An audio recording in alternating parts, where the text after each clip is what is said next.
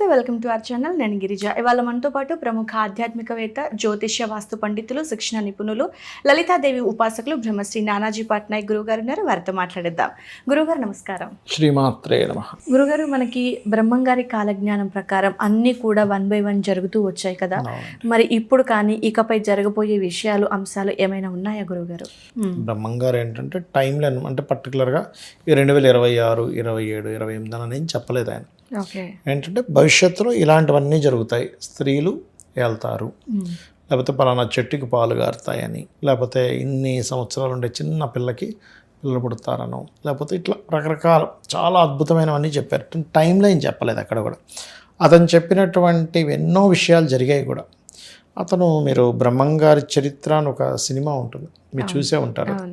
అందులో మనం కేవలం కాలజ్ఞానం ఒకటే కాకుండా అనేకమైన సిద్ధులు ఎలా పొందాలి, షట్చక్ర భేదన ఎలా చేయాలి, మనిషి అంటే కడుపులో ఉన్నప్పుడు పిండం ఎలా ఎదుగుతుంది, మీరు కనుక అతని పీఠం అది ఉంటుంది, టెంపుల్ ఉంటుంది బ్రహ్మంగారిది, అక్కడికి వెళ్తే కనుక నాకు ఒక ఎక్స్పీరియన్స్ జరిగింది. అక్కడ కూర్చొని జపం చేసుకుంటుంటే మీరు ఎవరికైనా, నాకనే కదా అందరికీ అతని ప్రజెన్స్ మనకు అర్థమవుతుంది అక్కడ. అంటే ఆయన ఉన్నారు, పక్కనే కూర్చొని ఉన్న ఫీలింగ్ మనకు అర్థమవుతుంది. అక్కడ కూర్చొని కనుక గురుమంత్రం ఏదైనా గురువుల దగ్గర తీసుకుని గురుమంత్రం చేసుకుంటున్నారనుకోండి, ఆ మంత్రం చేస్తున్నప్పుడు, ఎందుకంటే అతను ఒక గురుస్వరూపం బ్రహ్మంగారు, ఆయన యొక్క ఎనర్జీ మనకి టచ్ అవుతున్నట్టు అనిపిస్తుంది. అది అర్థమైపోతుంది. అంటే ఆయన పక్కనే ఉన్నారు. ఇప్పుడు చూడండి, మనం ఇలా కళ్ళు మూసుకున్నాం అనుకోండి, ఆయన పక్కనున్న ఫీలింగ్ తెలుస్తుంది. అట్లా ఉంటుంది. బ్రహ్మంగారి మంత్రాన్ని జపం చేసి ఆయన ద్వారా సిద్ధి పొందిన వారు, ఆయన ద్వారా అనేక విద్యలు పొందిన వాళ్ళు చాలామంది ఉన్నారు. ఆయన చరిత్రలో కూడా ఒకసారి ఇలాగే ఆయన ఒక ఊరు గుండా వెళ్తూ ఉంటే ఆ ఊరు వాళ్ళందరూ ఆపేస్తారు.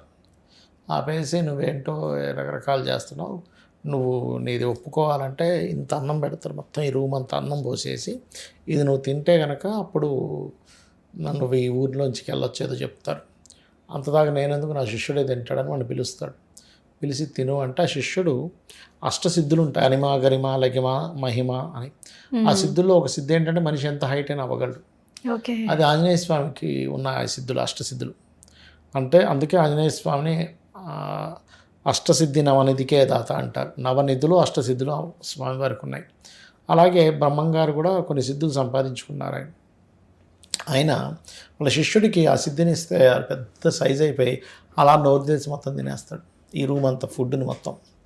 అట్లా ఏంటంటే మనం బ్రహ్మంగారి నుంచి తెలుసుకోవాల్సిన విషయాలు ఏంటంటే, మనం ఒక ధ్యాన స్థితిలో లేకపోతే ఏదైనా ఒక సాధన చేస్తే మనకు కూడా భూత భవిష్యత్ వర్తమాన కాలాలు ఆ యొక్క అమ్మవారి ద్వారానో తద్వారా మనకు అర్థమవుతుందని ఒకటి.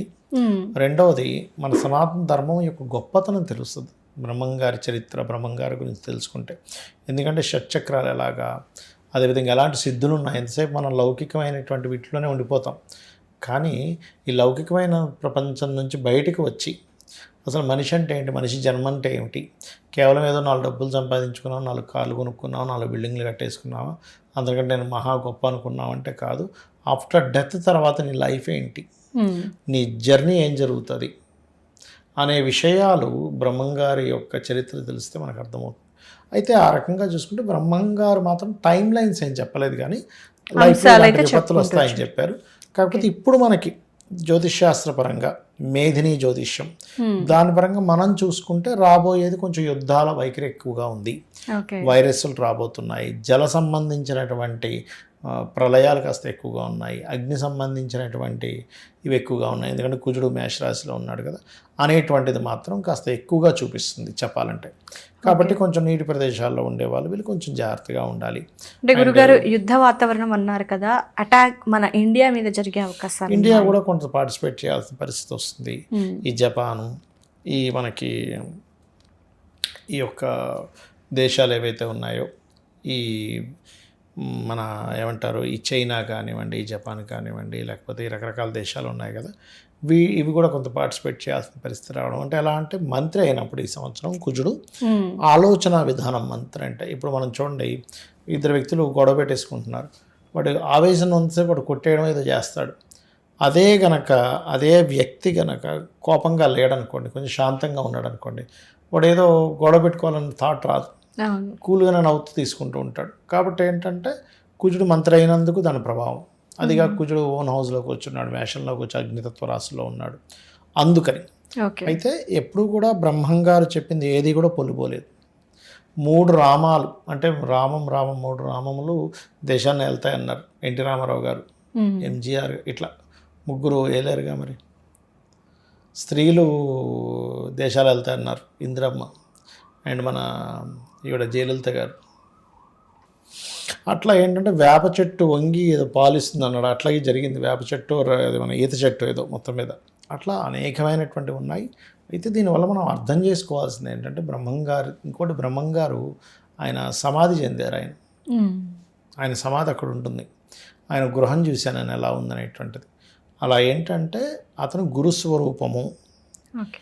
ఆయనకి అనేకమైన సిద్ధులు ఆయన చేసుకున్నారు. మనం ఒక దేవతా మంత్రం ఎలా తీసుకొని చేస్తాం, బ్రహ్మంగారి మంత్రాన్ని కూడా తీసుకొని చేస్తే ఆయన చాలామందికి స్వప్నంలో దర్శనం ఇవ్వడం, ఆయన కొన్ని సందేహాలు ఆయనకి మనకి ఏదైనా కలిగినప్పుడు ఆయన సమాధానం ఇవ్వడం కూడా జరుగుతుంది. బ్రహ్మంగారు కూడా ధ్యానంలో ఉంటే కనుక ధ్యానంలోని కొంతమందికి డైరెక్ట్ దర్శనాలు ఇచ్చినా కూడా ఉన్నాయి. ఉన్నాయన్నమాట.